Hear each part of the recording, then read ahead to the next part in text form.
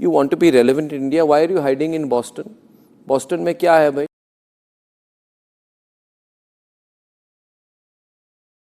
Second, what is your source of funding? What are all your known sources of income?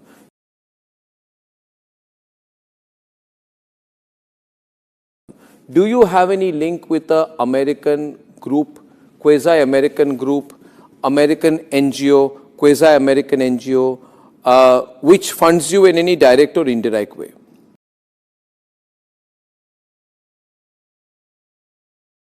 Next question.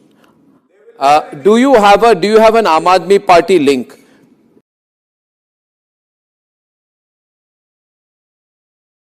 What is your link with Omar Khalid? Why have you been a supporter of anti-nationals like Omar Khalid?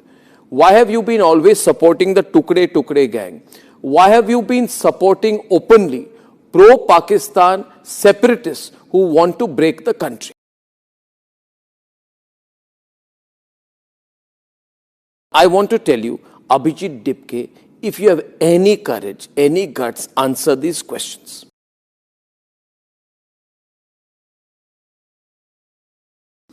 Don't think you can sit in Boston or wherever you are sitting today, get your funding and get away with it, all right?